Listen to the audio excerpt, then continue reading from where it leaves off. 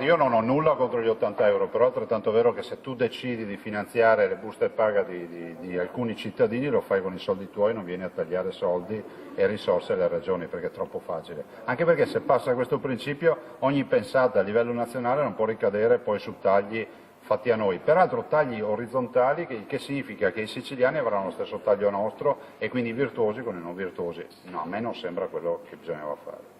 Così il governatore del Veneto Luca Zaia, annunciando il ricorso della regione contro il decreto sugli 80 euro in busta paga disposti dal governo Renzi. Intanto la giunta non si ferma nemmeno a Ferragosto e continuerà a lavorare. Poi Zaia commenta l'idea del sindaco di Padova Massimo Bitonci, che da settembre vuole rivedere le graduatorie di assegnazione delle case popolari, privilegiando chi risiede a Padova da più di 10 anni. Va nella direzione peraltro di un progetto di legge che c'è già anche qui in regione da qualche anno, ovvero di dare i buoni scuola piuttosto che le case prioritariamente a chi è qui in Veneto ed è residente da anni. Questo per evitare che ci sia qualche nuovo cittadino del Veneto che viene qui e magari in virtù del nucleo familiare sovraffollato piuttosto delle scarse condizioni igieniche nelle quali vive nel ricovero di fortuna che può avere, possa accampare diritti rispetto a una famiglia di veneti dove magari sono tanti in casa, cioè i figli vanno a scuola ed è giusto che siano aiutati per primi.